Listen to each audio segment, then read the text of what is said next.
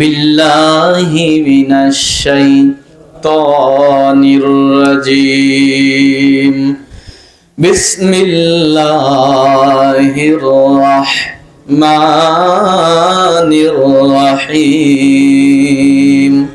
ইন্না আ'তাইনাকাল কাউসার ফাসাল্লি লিরাব্বিকা ওয়ানহার ইন্না শানিআকা হুয়াল আবতার। আল্লাহ পাক বলেন ইন্না, এটা হলো জুমা মুতাকাল্লিমের সিগা। নিশ্চয় আমি আল্লাহ আ'তাইনা দান করেছি, কা আপনাকে, আল কাউসার কাউসার। ফা সুতরাং সল্লি আপনি সালাত কায়েম করুন, লি জন্যে, রব্বিকা আপনার প্রতিপালকের জন্যে, অনহার এবং কোরবানি করুন। ইনহার থেকে এসেছে। ইন্না নিশ্চয়ই, শানি আকা আপনার শত্রু বা দুশ্মন, হুয়া সে, আল আবতার লেসকাটা বা নির্বংশ। এটা হলো এই সূরাটার বঙ্গা অনুবাদ। আমরা শুনবো শানে নুজুল, কেন সূরাটা নাজিল হয়েছিল। তাফসীর ইবনে কাসিরের ভিতরে এসেছে মুহাম্মদ ইবনে আলী রাদিয়াল্লাহু তাআলা আনহু হতে বর্ণিত, আরবের মানুষদের স্বভাব ছিল, কারো যদি শুধু কন্যা সন্তান হতো, অথবা পুত্র সন্তান না হতো, অথবা পুত্র সন্তান হয়ে মারা যেত, অথবা ছেলে মেয়ে না হতো, আরবের মানুষেরা তাদের ভাষায় এদেরকে লেসকাটা বা নির্বংশ বলে গালি দিত। আমার কথা বুঝতে কি সমস্যা হচ্ছে? আমাদের গ্রামে, গ্রাম অঞ্চলে যাদের ছেলে মেয়ে হয় না, আমরাও একটা ভাষায় গালি দেই। এটাকে কি বলেন বলেন তো দেখি? যাদের ছেলে মেয়ে হয় না, হ্যাঁ, সত্য কথা বলতে কি দ্বিধা আছে? আটখুরা, তাই না? এরকম বলি না আমরা? এই কথাটা বলতে নেই। আমরা জানি আমাদের প্রিয় নবীজি সাল্লাল্লাহু আলাইহি ওয়াসাল্লামের 7টা সন্তানাদি ছিল, 3 ছেলে 4 মেয়ে।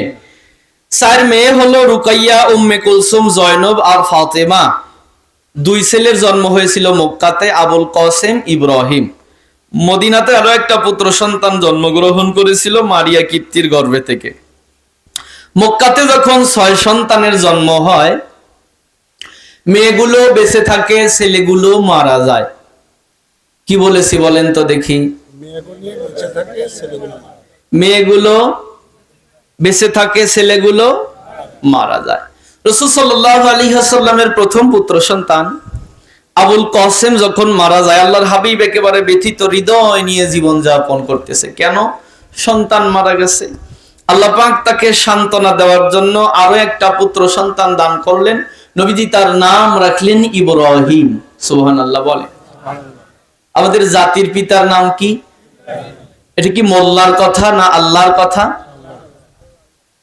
দ্বিতীয় পুত্র সন্তান ইব্রাহিমের যখন জন্ম হলো, ইব্রাহিম যখন হাঁটা চলা শিখেছে, কথা বলা শিখেছে, হাট বাজারে যায়, এমন বয়সে সন্তানাদির প্রতি ভালোবাসা বাড়ে না কমে? হ্যাঁ, বাড়ে। এমন সময় আল্লাহ পাক ইব্রাহিমকে ডাক দিয়ে নিয়ে গেল। ব্যথিত হৃদয় নবী আমার। তাহলে আমাদের জাতির পিতার নাম কি? যত কথা থাকে পরে বলবেন, কোন আওয়াজ যেন না হয়, কোন আওয়াজ হবে না। জাতির পিতার নাম মোল্লার কথা না আল্লাহর কথা? আল্লাহ পাক বলেন মিল্লাতা আবিকুম ইব্রাহিম হুয়া সাম্মাকুমুল মুসলিমিন। তোমাদের জাতির পিতা হলো ইব্রাহিম, তিনি তোমাদের নাম রেখেছে মুসলমান। বলেন সুবহানাল্লাহ। আমার বন্ধুরা, রাসূল আকরাম সাল্লাল্লাহু আলাইহি ওয়াসাল্লামের প্রথম পুত্র সন্তান আবুল কাসেম যখন মারা যায়, আল্লাহ পাক তাকে সান্ত্বনা দেওয়ার জন্য আরো একটা পুত্র সন্তান দান করেন। নবীজি তার নাম রাখলেন ইব্রাহিম। ইব্রাহিম যখন বাবার সাথে হাঁটা চলা শিখেছে, কথা বলে, হাট বাজারে যায়, এমন একটা বয়সে আল্লাহ পাক ইব্রাহিমকে ডাক দিয়ে নিয়ে গেল। ইব্রাহিম যখন দুনিয়া থেকে বিদায় নিয়ে চলে যায়, আল্লাহর হাবিব এত বেশি ব্যথা পেয়েছিলেন, নবী আমার যখন চুপ করে বসে থাকতেন, রাসূল পাকের চোখ দিয়ে টপ টপ করে পানির ফোঁটা পড়ে দাড়ি মোবারক ভিজে যেত। সাহাবায়ে কেরাম জিজ্ঞেস করলেন, ইয়া রাসূলুল্লাহ, ইয়া হাবিবাল্লাহ, আপনি চুপ করে বসে থাকলেও আপনার চোখ দিয়ে পানির ফোঁটা পড়ে দাড়ি মোবারক ভিজে যায়। ওগো নবীজি কেন?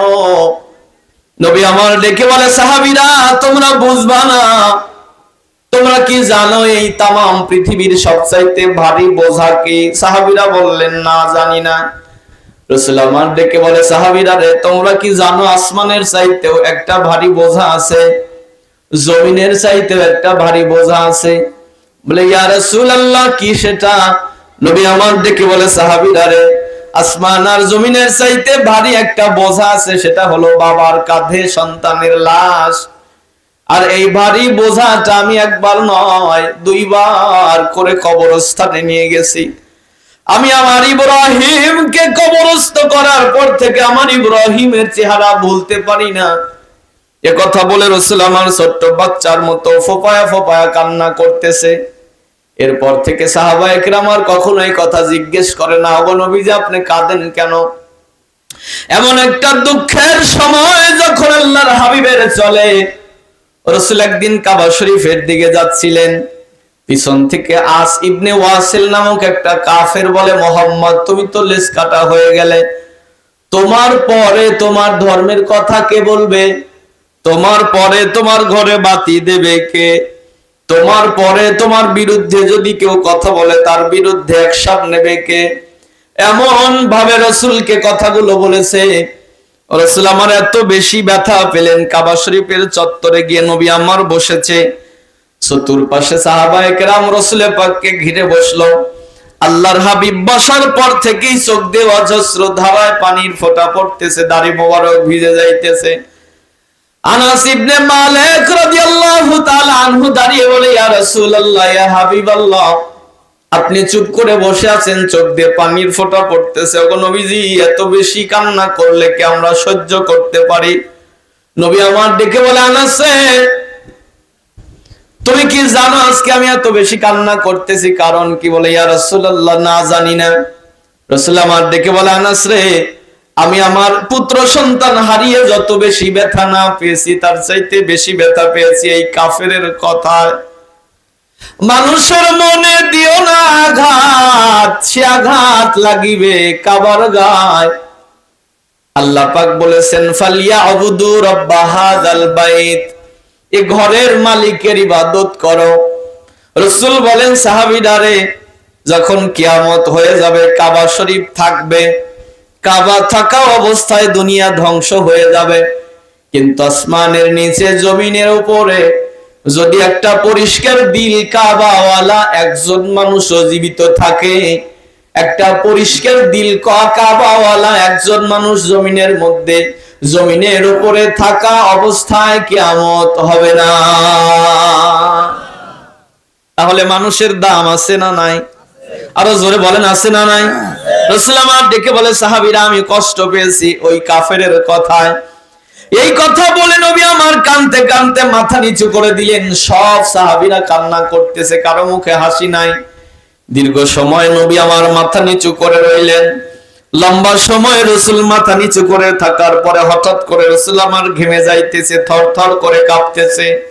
সব সাহাবীরা নবী পাকের চেহারার দিকে তাকিয়ে দেখে নবী আমার ঘামতেছে আর কাঁপতেছে। হঠাৎ করে রাসূল আমার মাথাখানা উপরের দিকে উঠাইছে। সাহাবায়ে কেরাম সবাই তাকিয়ে দেখে আল্লাহর হাবিবের চেহারার মধ্যে আর কান্নার ভাব নাই, নবী পাকের চেহারার মধ্যে এখন মুস্কি মুস্কি হাসি দেখা যায়। আনাস ইবনে মালিক রাদিয়াল্লাহু তাআলা আনহু দাঁড়িয়ে গেলেন, ওগো নবীজি সবেমাত্র আপনি কান্না করতে করতে মাথা নিচু করে দিলেন, এখন আবার মাথা উঁচু করেছেন, আপনি হাসেন কেন? কারণ কি? রাসূল আমার ডেকে বলে, আনাস আমি নবী, তুমি নবী নয়। আমি যা দেখি তুমি তা দেখো না।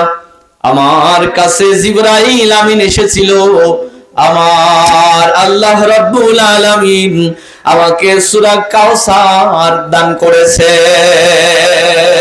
ইন্না আ'তাইনাকাল কাউসার, রাসূল নিশ্চয় আমি আপনাকে দান করেছি হাউজে কাউসার। নবী আমার ডেকে বলে, সাহাবীরা তোমরা কি জানো কাউসার কি? সাহাবীরা বলে, না, আল্লাহর রাসূলই ভালো জানে। রাসূল বললেন কাউসার হলো ফাইন্নাহু নাহরুন ফিল জান্নাহ, এটা হলো জান্নাতের ভিতরের একটা নহর।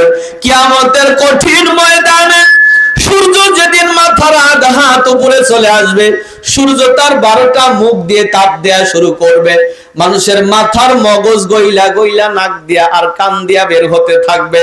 মানুষেরা চিৎকার করবে পানি পানি, এক ফোঁটা পানি দাও। ওই সময় মানুষের তৃষ্ণায় কলিজা ফেটে যাবে।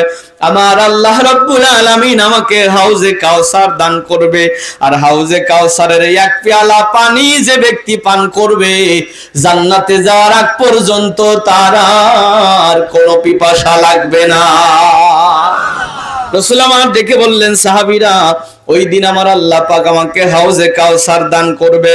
রাসূল ডেকে বলে, সাহাবীরা, তোমরা কি জানো হাউজে কাউসার কি? বলে, না, এটা জান্নাতের একটা নহর। সাহাবায়ে কেরাম প্রশ্ন করলেন, ইয়া রাসূলুল্লাহ, ইয়া হাবিবাল্লাহ, কিয়ামতের ময়দানে সব নবী রাসূলের উম্মতেরা কি উঠবে না? রাসূল বললেন, হ্যাঁ উঠবে। তাহলে আপনি আপনার উম্মতকে স্পেশাল ভাবে পানি পান করাবেন কিভাবে? নবী আমার ডেকে বলে, সাহাবীরা রে, কালো মেষপালের ভিতরে যদি সাদা রঙের কোনো মেষ থাকে, কালো মেষপালের ভিতরে যদি শীত কপাইলা সাদা কোনো মেষ থাকে, কালো ঘোড়ার পালের ভিতরে যদি শীত কপাইলা সাদা ঘোড়া যদি থাকে, এটা বের করতে কি যন্ত্র লাগে? নবী আমার বলেন, আমার উম্মত যারা হবে 5 ওয়াক্ত নামাজের আগে ওযু করবে, অপবিত্রতা থেকে পবিত্রতা অর্জনের সময় ওযু করবে, আর ওযুর সময় দেহের যে সকল অঙ্গ পানি দ্বারা ধৌত করবে। কিয়ামতের কঠিন ময়দানে ওই সকল অঙ্গ থেকে আল্লাহ পাকের নূর চমকাতে থাকবে। এজন্যই তো হযরতে উমর ফারুক যখন ওযু করতেন, ওযুর পরে কালেমায়ে শাহাদাত পাঠ করা হলো মুস্তাহাব। হযরতে উমর যখন ওযু করতেন, ওযুর পরে ভেজা হাতখানা মুছতেন না, ভেজা হাতখানা উপরের দিকে উঠে কালেমায়ে শাহাদাত পাঠ করতেন, যার কারণে ওযুর পানি গড়ায়া গড়ায়া তার দেহের ভিতরে প্রবেশ করত। সাহাবায়ে কেরাম জিজ্ঞেস করলেন, ওগো আমিরুল মুমিনিন, আপনি একই কাজ একাধিক দিন করেন, তার কারণ কি? আমরা প্রতিদিনই দেখি আপনি ভেজা হাত উপরের দিকে উঠে কালেমায়ে শাহাদাত পাঠ করেন, আর ওযুর পানি আপনার দেহের ভিতরে প্রবেশ করে, এর কারণ কি? ওমর ডেকে বলে, নবীর সাহাবীরা, তোমরা কি নবী পাকের জবান থেকে শোনো নাই? ওযুর পানি দেহের যে সকল অঙ্গে লাগবে, কিয়ামতের ময়দানে ওই সকল অঙ্গ থেকে আল্লাহ পাকের নূর চমকাতে থাকবে। আমি ওমর চাই আমার গোটা দেহ থেকে যেন কিয়ামতের ময়দানে আল্লাহর নূর চমকাতে থাকে। প্রশ্ন এবার আপনাদের কাছে, আমার কথা বুঝতে কি সমস্যা আছে? যদি সমস্যা না থাকে তাহলে জবাব দেন। নবী পাকের মারা গেছে কি? কি মারা গেছে? আর আল্লাহ দান করতেছে কি? মারা গেছে ছেলে। আল্লাহ না হয় আরো একটা ছেলে দিয়ে সান্ত্বনা দিলেই তো পারতো, কিন্তু আল্লাহ তা না দিয়ে কাউসার দিয়ে সান্ত্বনা দেয়। কাউসার কি? কাউসার হলো পানি, ঠিক না? মারা গেছে ছেলে, আল্লাহ পাক ছেলে না দিয়ে পানি দিয়ে সান্ত্বনা দেয়, আর নবী তাতেই খুশি হয়ে যায়। এর মানে বোঝা গেল আমার বোঝা আর রাসূল পাকের বোঝার মধ্যে পার্থক্য আছে। নবী আমার ডেকে বলে, সাহাবীরা, কাউসার পেয়ে খুশি হওয়ার পেছনে কারণ ছিল 5টা। জোরে বলেন কয়টা? আরো জোরে বলেন কয়টা? প্রথম নাম্বার কারণ, আমার আল্লাহ পাক আমাকে জিজ্ঞেস করলেন, হাবিব আমার, আপনি কান্না করেন কেন? রব্বুল আলামিন, আমার পুত্র সন্তানগুলো মারা গেল, আমার পরে আমার ঘরে বাতি দেবে কে? আমার বিরুদ্ধে যদি কেউ কথা বলে তার বিরুদ্ধে লাঠি ধরবে কে? আল্লাহ, আমার পরে আমার ধর্মের কাজ করবে কে? আল্লাহ পাক ডেকে বলে, হাবিব আমার, আমি আপনার 2টা পুত্র সন্তানকে কেড়ে নিলাম, বিনিময়ে কিয়ামত পর্যন্ত কোটি কোটি রূহানি সন্তান আমি আপনাকে দান করে দেব। 2টা পুত্র সন্তান বেঁচে থাকলে লাঠি ধরতো কয়টা? না হয় 2টা। কয়দিন বেঁচে থাকতো? যে কয়দিন। কিন্তু কিয়ামত পর্যন্ত এমন কোটি কোটি রূহানি সন্তান আমি আপনাকে দান করে দেব, এরা কেউ যদি আপনার বিরুদ্ধে কথা বলে, তারা তাদের জীবনের রক্ত দিয়ে হলেও, জীবন দিয়ে হলেও তার প্রতিবাদ করে ছাড়বে। ঠিক কিনা বলে? এজন্যই তো আমরা বলি আমার বাপের বিরুদ্ধে কথা বললে আমি ছাড় দিতে পারি, আমার গোষ্ঠীর বিরুদ্ধে কথা বললে তার সাথে আপোষ করা যায়, কিন্তু আমার নবীর বিরুদ্ধে কথা বললে তার সাথে কোনো আপোষ, তার সাথে কোনো আপোষ। বর্তমানে পৃথিবীতে যত মুসলমান আছে, সব মুসলমানের হৃদয়ের স্পন্দন হলো মুহাম্মাদুর রাসূলুল্লাহ সাল্লাল্লাহু আলাইহি ওয়াসাল্লাম।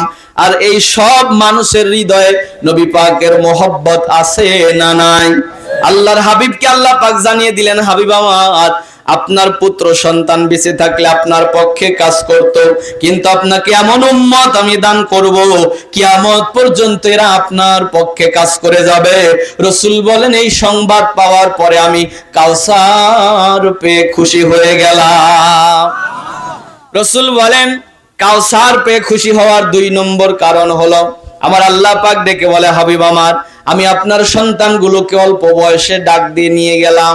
দেখেন, নবী পাকের 2টা ছেলেই কিন্তু মারা গেল, 3টা ছেলেই মারা গেল অল্প বয়সে। আল্লাহ পাক তাদেরকে প্রাপ্ত বয়স্ক হতে দেয় নাই। তার কারণ কি? আল্লাহ পাক কোরআনের অন্যত্র বলেন, মা কানা মুহাম্মাদুন আবা আহাদিম মির রিজালিকুম ওয়ালাকির রাসূলুল্লাহ। মা কানা মুহাম্মাদুন আবা, মুহাম্মদ নয় কারো আব্বা, মির রিজালিকুম, এখানে আলেম ওলামা আছে, তলেবে ইলম আছে, এরা আমার কথা ভালো বুঝতে পারবে। রিজাল শব্দের অর্থ হলো প্রাপ্তবয়স্ক পুরুষ, রিজাল শব্দের অর্থ হলো অ্যাডাল্ট পুরুষ। আল্লাহ পাক বলেন, মুহাম্মদ কোনো প্রাপ্তবয়স্ক পুরুষের পিতা নয়, এ কারণে তার সন্তানগুলোকে প্রাপ্তবয়স্ক হওয়ার আগে আমি ডাক দিয়ে নিয়ে গেলাম। রব্বুল আলামিন ডেকে বলে, হাবিব আমার, আমি আপনার সন্তানগুলোকে প্রাপ্তবয়স্ক হতে দিলাম না। তার কারণ কি? তার কারণ হলো, সাধারণত পৃথিবী ইতিহাসে নবীর ছেলে নবী হয়েছে, আদম পয়গম্বরের সন্তান শীষ পয়গম্বর হয়েছে, ইব্রাহিম পয়গম্বরের সন্তান ইসমাইল পয়গম্বর হয়েছে, দাউদ পয়গম্বরের সন্তান সুলাইমান পয়গম্বর হয়েছে, কিন্তু আমার নবীর পরে আর কি কোনো নবী আছে? আমার রসুলের পরে আর কি কোন রসুল আছে? আল্লাহ পাক ডেকে বললেন, হাবিব আমার, যেহেতু আপনার পরে আর কোন নবী রাসূল আসবে না, এজন্য আমি আপনার পুত্র সন্তানগুলোকেও বাঁচায় রাখবো না। আপনার পরে যদি আপনার পুত্র সন্তানগুলোকে বাঁচায় রাখি, আপনার কিছু হুজুকি উম্মত থাকবে, এরা আপনার পুত্র সন্তানদেরকে অতিরিক্ত ভক্তি করতে যায় গদ্যানশীল নবী বানায়া ছাড়বে, যেরকম বাংলাদেশে পীরের ছেলে পীর হয়। কথা কি বোঝা যায়? ওই পীরের মুরিদের ভিতরে এমন অনেক আল্লাহওয়ালা মুরিদ আছে যারা এক যুগ আগে তার মুরিদ হয়েছে, যাদের মাকাম উঁচু লেভেলে, কিন্তু পীর সাহেব তাকে খেলাফত দেয় না। পীর সাহেব খেলাফত দেয় আগে নিজের আপন ছেলেকে। এই ছেলে যদি জেনারেল শিক্ষিত হয়, একে আগে খেলাফত দেয়। তার কারণ কি? পীর সাহেব জানে, আমার পরে আমার এই রাজ্য চালাবে কে? ব্যবসা তো খারাপ না। পীর পূজা আর মাজার পূজায় দেশটা গেছে ভরিয়া, শিরিক বিদআত ভণ্ডামিতে দেশটা গেছে ভরিয়া। খাজার নামে মাজার গড়ে, খাজার নামে মাজার গড়ে দেখায় খাজার শান। ওরা শিক্ষিত শয়তান, ওরা শিক্ষিত শয়তান, ওরা শিক্ষিত শয়তান, ওরা শিক্ষিত